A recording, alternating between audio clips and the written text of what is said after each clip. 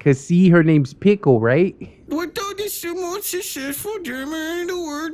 Do. Hello friends and welcome back to ReddX, your source for the freshest daily Reddit content anywhere on the internet. Promise, swearsies, it's just a fact and it's totally science. Go ahead and look it up. Having a pretty good day. As you guys might be able to tell, we're jumping into that r/LegbeardStories, continuing the saga of Kreepy Kali. I wanted to beef this video out a little bit more, so I also have a middle school Legbeard that I just kind of decided to toss in there. Normally we do expect like a certain amount of cringe from little kids, but man, this is this is some cringe that goes slightly beyond the pale, and you will see exactly what I'm talking about because it is our first story up. So without any further delay, let's get some plugs and disclaimers out of the way, and then we will jump right into some fresh, hot Legbeard cringe.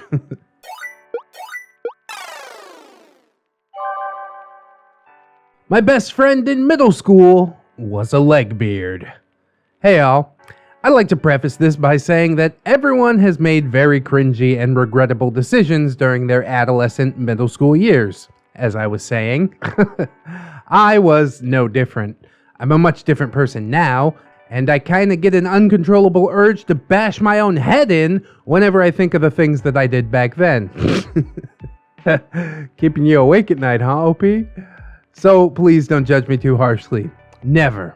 With all that out of the way, let us begin by introducing the cast. Characters: OP, Pickle, a very emotionally vulnerable 11 to 12-year-old girl. At this time, I just found out that I had alopecia, which is an autoimmune disease that makes all your hair fall out, and my hair was really starting to fall out for the first time. I wore wigs, some of them were normal, but I also got it into my head to wear these like brightly colored ones that only really increased the amount of bullying that I got. I like your style though, OP. The bullying, of course, only pushed me closer to the Legbeard. Our Legbeard, let's call her She-Wolf. This girl was very pale, skinny, and lacking basic hygiene. Her dark hair always looked like it had been doused in grease, the strands even sticking together in clumps and resembling deeply burnt French fries. She going for the dreads at a young age. She always wore some kind of wolf t-shirt, skinny jeans, and the piece de resistance, cowboy boots. A girl wearing a wolf t-shirt, you know that's gonna go bad. See, women don't wear the fedora like the guys do, so it's a bit harder to detect. Anyways, with the basic introduction done, on to the story of how I met She-Wolf. It all began on the first day of 7th grade. I was scared, friendless, and longing to fit in basically anywhere with pretty much anyone. The first part of the day was very unremarkable until I had gym class. That, ladies and gents, is where I met She-Wolf.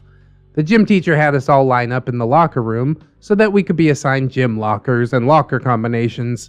I was waiting for my turn when I was approached from behind by She-Wolf. I smelled her before I saw her. It wasn't like an overly pungent and disgusting odor, but it just kind of smelled like someone who hadn't showered or used deodorant in about a week. She noticed that I, in my infinite wisdom and sense of style back then, was wearing cat ears atop my head. The conversation went something like this. Paraphrasing, of course, because this was a while ago. She-Wolf: Hi, I like your cat ears. OP: Oh, thanks, I like your t-shirt. Cause see, her name's Pickle, right? She-Wolf: Thanks, I wear it because I'm actually a wolf. I was slightly taken aback. Did she really just say what I think she said? I should have just turned away from her right then and there, but as I mentioned before, I was desperate for friends and to fit in with anyone, so I ignored it. Pickle: Haha, that's cool. She-Wolf: Are you an echo? Pickle: A what? She-Wolf shrugging. An echo, part human, part cat. Pickle: I guess. That was enough for She-Wolf to decide that we would be best friends. Oh no. And she'd take me under her wing, quite literally actually, as she believed that her true form was a half-wolf girl with angel wings. Because we were in line next to each other, our gym lockers also ended up being next to each other for the entire year. Whoop-de-doo! The first day of gym ended with the gym teachers pretty much just letting us do whatever we wanted around the gym until the end of class. The rest of the kids were playing basketball or kicking soccer balls, regular gym stuff. Excluded from them were a few others, me and She-Wolf included. We sauntered off to the back corner of the gym, away from the possibility of being smacked in the face by a stray ball, and we talked. By talked, I really mean that She-Wolf basically carried an entire conversation by herself, with occasional input from me. As Legbeards are wont to do, I suppose. She-Wolf? Yeah, there's actually a ghost in my house and I talk to her sometimes. She doesn't really like me though. Sometimes she gives me these scratches. She-Wolf then very proudly shows off several scratches on her arm, all of which were very clearly self-inflicted. She's probably just jealous that I have stronger spirit than she does. Pickle? Oh geez, those look like they hurt. My old house was haunted too and She-Wolf rudely cutting me off.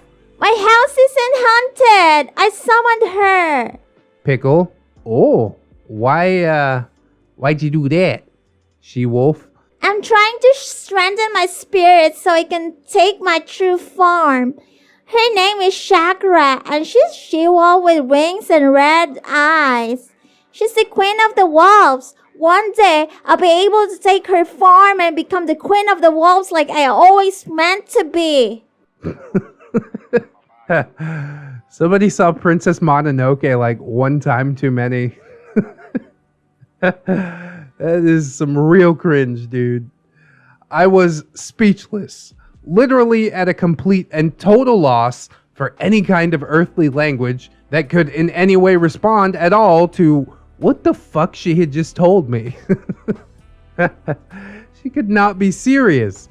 She-Wolf must have noticed the very lost look on my face because she thankfully, by the grace of whatever god had just witnessed this conversation that we were having, moved on to a different, more normal subject. She-Wolf? Pickle, what's your class schedule? I want to see if we have any classes together. And where's your locker? We can hang out together in the morning before class starts. OP is, of course, still speechless, but she hands over the class schedule for She-Wolf to look at. Here. I told her my locker number as she perused over my class list, comparing it with her own. We didn't have any classes together other than gym. Thank God for small miracles. So we instead made plans to meet up at one or the other's locker in the mornings. She-Wolf promised to introduce me to her friends. Lucky me. That was when the bell rang, signaling that class was mercifully over. We walked part of the way to our next classes together before finally parting ways, and I was just left to digest everything that had just happened. And I spent most of that class deep in my own thoughts about the legendary She-Wolf, rightful queen of the wolves. And so ends my first encounter with She-Wolf. If you guys are interested and want to hear more stories about her, there are plenty. To give you a small idea, she showed me her drawings of Chakra. She purposely self-harmed in order to show off her cuts for attention. She did some unsavory things with her equally shitty boyfriend in the boys' bathroom. And of course, the literal fan fictions she wrote about herself being Chakra in high school. What? Like possessed? It's a fan fiction, bro. Anything's possible. Oh, and don't let me forget, she did unsavory things once again with her boyfriend in the high school library. And there was also my first and only sleepover at her house. I apologize for any grammar or spelling mistakes I might have made. I tried my best. Hope you guys enjoyed. And unfortunately, that was the only post that OP made about She-Wolf And that's really unfortunate because I'm curious. I'd like to hear some more. This post is only from 3 months ago, so who knows? OP might make a reappearance because this is some quality cringe. Middle school just seems to be that ripe old age where everyone's trying to like figure out where they fit in, and a lot of cringe seems to come along with that. I definitely dabbled in a bit of the cringe myself at that age. I didn't ever let it get this far, but it is hard to figure out where you fit. And most of all, I'm probably, if I could pick one story out of what was listed, I want to hear about the sleepover. I want to know more about this girl's home life so we can like try and dissect where she's coming from. But unfortunately, we are only left with our imaginations. I will send the OP a message, let him know that this video's up, the story got read, and hopefully he can regale us with some more sometime soon. But with all that said, let's go ahead and jump into part 2 of Kreepy Kali. It is a 3-part saga, and as I said in part 1, which you can find in the description, I can't wait to see what happens next. Legbeard, the saga of Kreepy Kali. Part 2, the weird and the beard. Note, since it seemed that people were worried from my first post in the YouTube comments, I will say it here as well, since it's the next installment to come, and set at ease those who were concerned about Kreepy Kali having ASD. She did not. But are you sure though? Maybe she's undiagnosed. I ain't gonna get into that. Let's just enjoy the ride.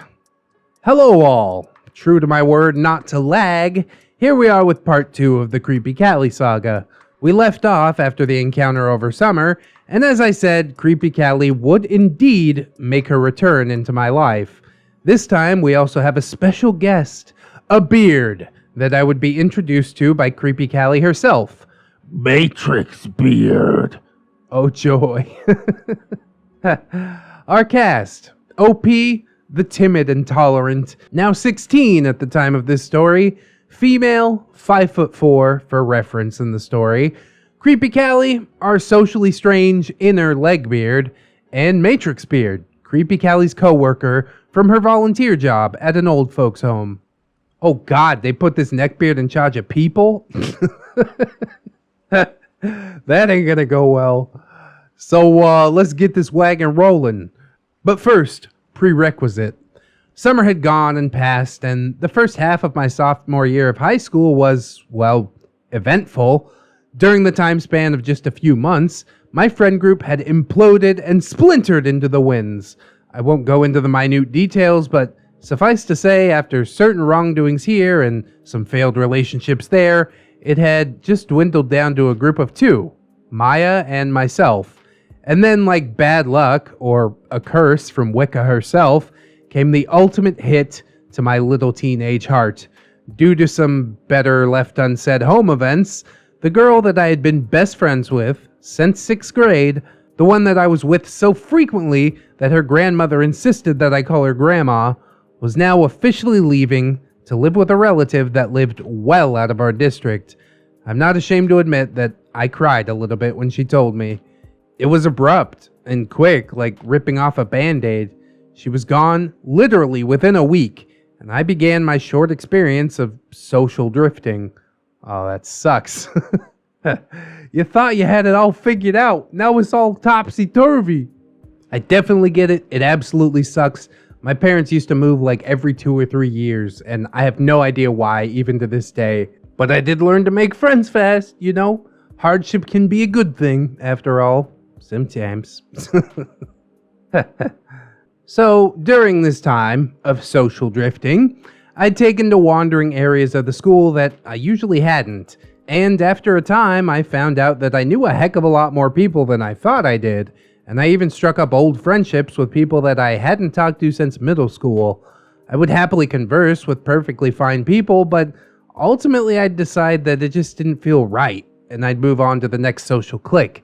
It was a good experience to shake me up out of my comfort zone, but in the end I just could not find what I was subconsciously looking for, and that left me kinda depressed. But at least you know what you want. That's the positive there.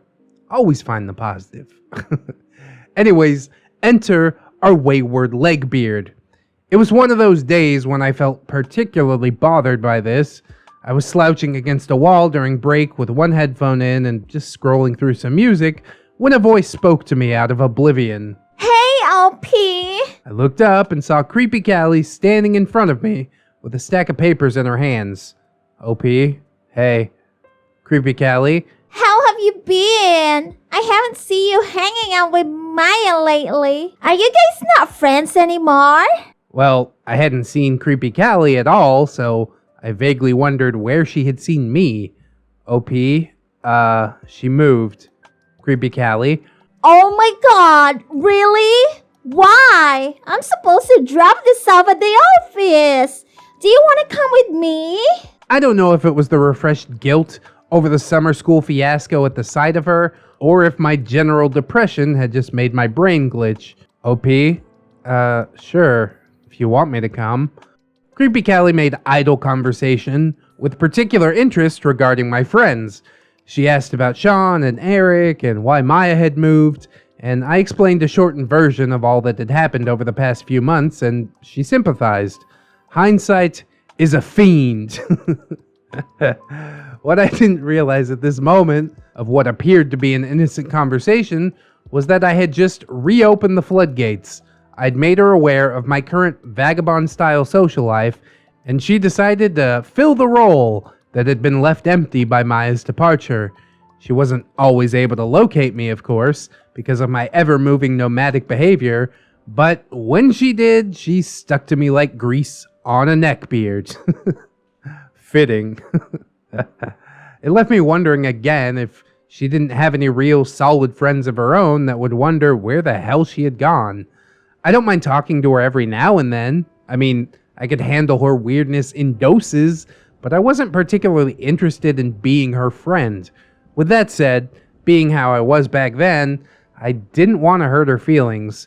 When she spot me roaming and claimed her right to follow me around, I didn't tell her to go away. And that, friends, was solidly on me. On one of these occasions, she asked me to come with her to speak to one of her friends about a class-related topic, and I complied. We walked across the feeding grounds, and when I noted what direction she was leading us in, my mind flashed back to her summer school friends. Sure enough, we were headed straight for the weird anime kids. I slowed down as we neared them, and she walked right into the shadows and up to a pale girl with dark wavy hair. I hovered at the edge where the cement ended and the dirt began. I felt like if I entered their land, some cosmic event might unfold. And so I decided that, yeah, I was close enough.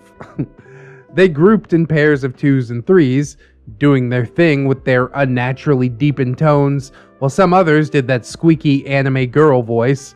It was hard to tell what they were saying from a distance, but I was fairly sure that I had heard a word or two that struck me as Japanese. I watched one pair that sounded a little heated and aggressive, who then broke out in some kind of fight with invisible weapons and some swish swish sword noises.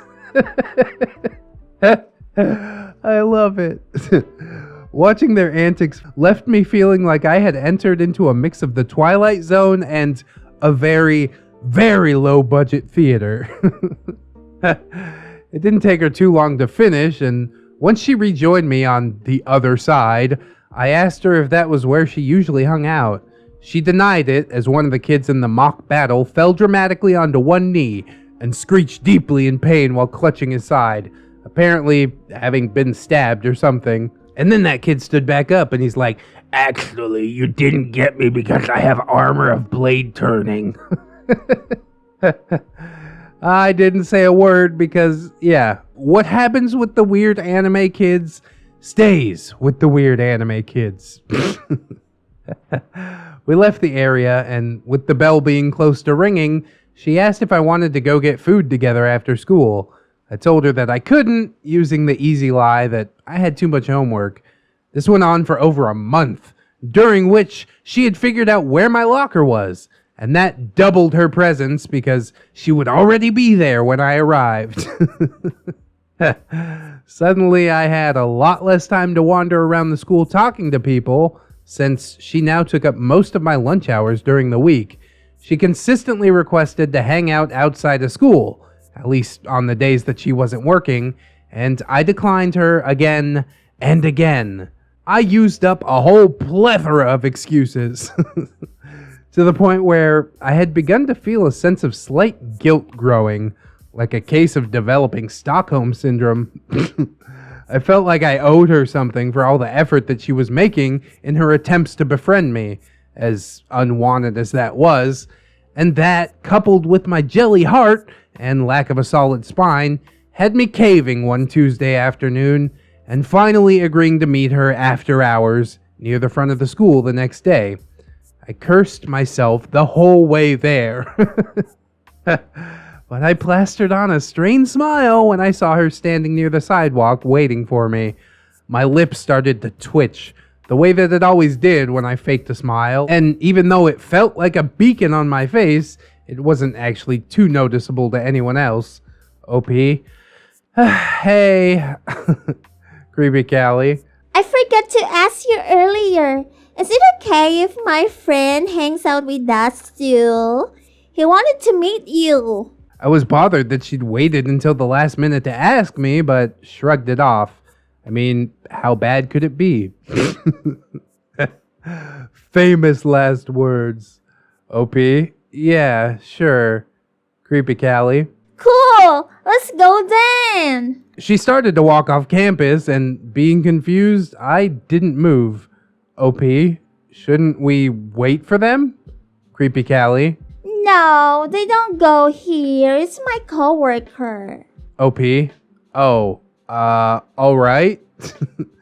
We made it to the parking lot, and I got a weird feeling deep in my chest as we headed straight for a black-clad figure standing awkwardly amongst the cars. He had on the full deck. The black trench coat with the collars popped up. Ooh, fancy. Fingerless black gloves, a black fedora, though this would be the only time that I ever saw him in that fedora. He had on a pair of thin, dark-tinted rectangular glasses. He was very tall, to me at least, standing at about 6 feet, and he had stubble on his chin. He was sweating a bit, probably because he was a husky lad in a big-ass coat. In 75-degree weather, but really, who knows? Not knowing what a neckbeard was at the time, I just thought he was kind of a weirdo. And since Kreepy Kali was kind of a weirdo too, I guess I just didn't question it too much. Kreepy Kali. Hey! Matrixbeard. Finally! Hey! I wondered how long he had been standing there, looking like he'd fallen out of a cheap version of the Matrix, and then he turned towards me. Matrixbeard. So, this is the friend you've been telling me about? Kreepy Kali. Yeah, that's her! Matrixbeard wiped his hand on his coat and stuck it out. I'm Matrixbeard. It's a pleasure to meet you. His hand was still moist. OP? Yeah, you too. I'm OP. Matrixbeard. Yeah, I know. Did Kreepy Kali mention me at all? OP? She, said that you guys work together? He laughed. Matrixbeard. Yeah, it's so lame there, huh, Kreepy Kali? I do stuff like preparing the food and junk like that. It's easy. It's only a temporary job for me. But I'm a pretty good cook. All the old people there love my food. Yes. With their shrinking taste buds and loss of a keen sense of smell, the refined tastes of the nearly departed are always a reliable critique. OP, you coming at the old people kind of hard. Chill it. I let them carry the conversation. Around 20 minutes, just nodding and fake laughing and only adding to it when I really needed to. Every time Matrixbeard tried to direct the conversation between him and I gave such bland replies that he just couldn't keep it flowing. And then he threw me a curveball. Matrixbeard. Do you like to drink, OP? What kind of teenager did he take me for? Of course I did. OP? Yeah, sometimes. Why? Matrixbeard. Well, I could buy you guys some alcohol. We could all hang out at my place and have some drinks together. I'm off Friday. Oh my god. Giant red flag. I might have been spineless, but I was not an idiot. OP? No, that's okay. I'm weird with people that I don't know that well spending money on me, and I don't really have any cash. Thanks, though. Kali piped up. I buy it, OP. You simple fool. Matrixbeard. What kind do you guys want me to get? They both look to me. OP. I don't know. Matrixbeard. You don't have to be shy, OP. I can get pretty much anything you want. OP. I'm not being shy, it's just not my money. Kreepy Kali can pick whatever she likes. Kreepy Kali. Why don't you just pick out something for us, Matrixbeard? Matrixbeard. Okay, I'll get something girly. This is awful. I'm getting the major creep vibes, man. This is the kind of cringe that goes deep into your bones. It's not just like rotten food or something gross. This is like something extra foul. We parted ways soon after that, and I asked the question that had been scratching at me to come out since I had laid eyes on that beard. How old is he? Kreepy Kali, without a thought, informed me that he was in fact a 25-year-old man trying to get some fucking high school girls drunk. Bro, I'm feeling the anger start to rise. Like, just so fucking despicable, dude. I want to punch this guy. I know what he's trying to do. He knows what he's trying to do. OP even knows what he's trying to do. The only person that doesn't seems to be Kreepy Kali. Okay. OP's smart. She's gonna get out of this one. Now, I had zero intentions of drinking in a stranger's home to begin with, let alone with a grown-ass man who thought it was cool to hang out with underage girls. That only solidified my resolve, and I began racking my brain for the best tactic to get out of this situation without being overly rude.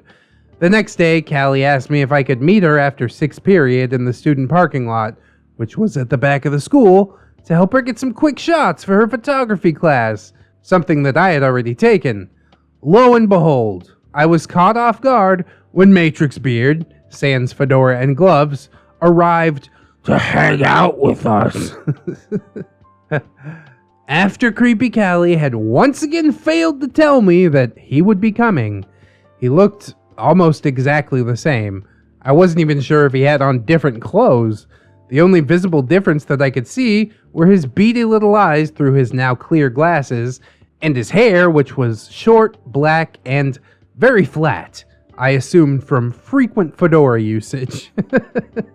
Kreepy Kali also did me dirty by abandoning me to go to work after a very short while, leaving me all alone with Matrixbeard, who, being the supreme gentleman that he was, decided that he, as a man, would escort me to the nearby McDonald's after I tried to escape his company by announcing that I was being picked up there and had to go. Dude, I'm getting like heavy Wolfbeard vibes off of this. Kreepy Kali's kind of like Miss Piggy, offering up friends as a sacrifice to the Neckbeard. Such a bad look, dude. I tried to keep some space between us on the sidewalk, but he gravitated towards me each time as he rambled on about how excited he was for Friday, how he cleaned up his apartment for us, and even bought some snack foods. He said he also planned to use his culinary talents to make us food that might make you fall in love with me. Ha ha ha ha. I was, of course, repulsed by the thought. I expected him to leave after we reached the fast food joint, but he made no move to do so. The beards are never known for their ability to take a hint, are they? I kept my replies very short and was barely listening to him as I kept an eye out for my ride, which caused the conversation to lull. Then Matrixbeard tried to pick it back up by saying, So, I heard your boyfriend likes WoW. I'm pretty into that too. OP, my what? Matrixbeard, Your boyfriend? OP, I don't know what you're talking about. I don't have a boyfriend. Oof! He was offering you a shield and you just cast it aside. Matrixbeard, Oh, I must have remembered wrong. She was probably talking about somebody else. by she, I knew he was referring to Kreepy Kali, although I didn't catch on then that this supposed conversation probably never happened, and that it had most likely just been a fishhook to find out if I was dating someone, and to maybe plug his hobby, something that I wasn't into to begin with. Ugh, always with the beards in the World of Warcraft. I tried to kick World of Warcraft, man. It's impossible. Call me a beard if you must. I'm playing on private servers too because I ain't giving money to Blizzard. Free Hong Kong! The conversation died out again when I offered no real response, and I spotted my dad's white car coming down the street just as the conversation turned real weird real fast. Matrixbeard, Did you know that guys in prison carve holes into the wall so that they can put their dicks in it?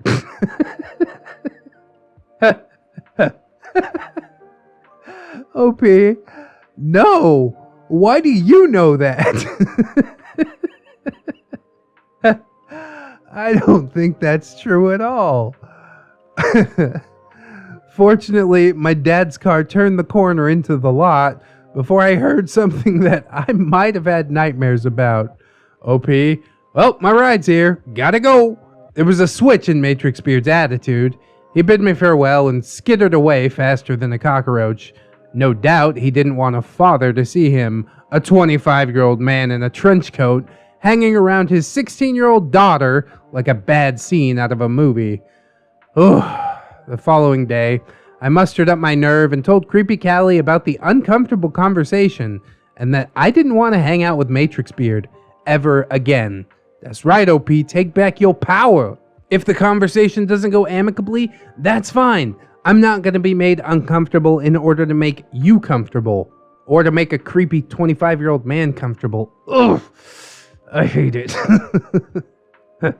She did accept my statement with unexpected ease, and even told me that she would still get the mystery bottle from him since she'd paid for it, and that we could just drink it at her house. She'd found a chink in the old armor. Alcohol. And this, my friends, is where I made yet another mistake to heap upon the pile of flaming shit that had been my life choices during this story. Kreepy Kali asked for my phone number so that we could coordinate. I'm sure. After putting up with Matrixbeard the day before, I just wanted that booze. So my dumbass gave her my phone number. And now we've come to the end of part 2. One more to go. I would also ask that regarding the prison statement made by Matrixbeard, something that has sat in my mind even after all these years, if anyone can confirm or deny his claim, feel free to DM me the answer. I've been morbidly curious about its validity. Was he just talking out of his ass? It sure sounded like it, but then again, he was weird enough to probably know something as bizarre as that. Anyways, greetings to ReddX, the true king of narrations. Oh, you're too kind. And to everyone else, of course, enjoy the rest of your day. Now, I will say that carving a hole into a prison wall to put your dick inside is probably one of the more tame prison stories that I've heard. Personally, I don't buy it unless the hole is filled with like petroleum jelly or something like that. My brother's doing life in Pelican Bay and he told me about a fifi. You basically like roll up a towel or something like that, rubber band it, like stick a glove in there, lube it up and fuck the glove, essentially. But even that is not the wildest thing that he told me. He told me about dudes putting like dominoes inside under their penis skin in order to make it, you know, ribbed for her pleasure. They like carved the dominoes down into little hearts and then get it under the skin, basically make an incision, some self-surgery, put it under the skin and let it heal back up. Like, is that even sterile? You know it's not. It's so horrifying. I have heard a lot of horrible prison stories, which I'm going to stop now if I haven't already grossed you out enough. That thing with the cock rocks is wild, bro.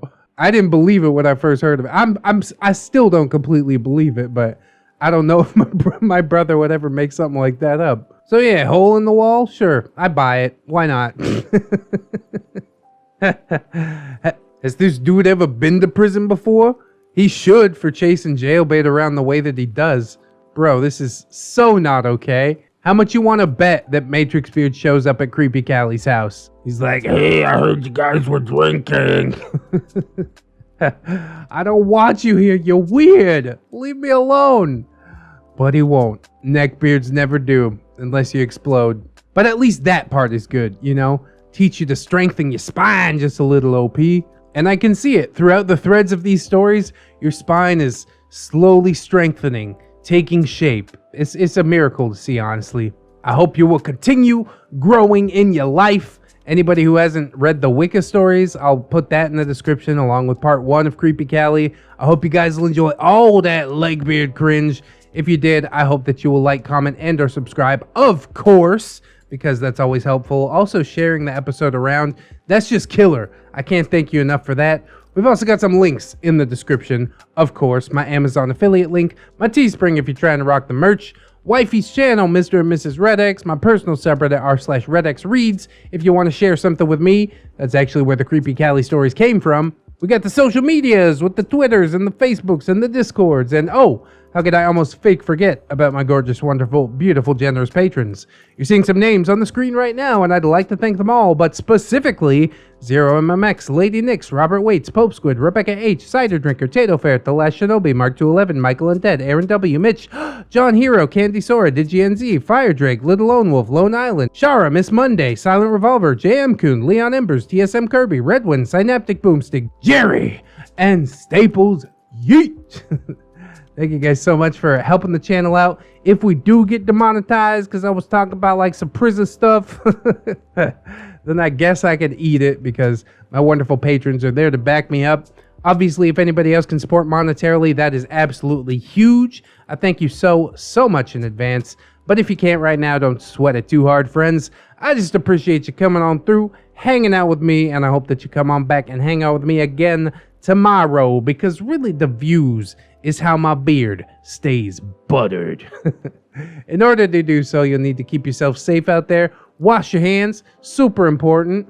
Also, take some time out and do something that you personally enjoy. Maybe watching some more ReddX videos. Hey! Always remember, friends, that you are loved, you are worthy, and you definitely deserve it. I will see you in the next one. And until then, bye-bye.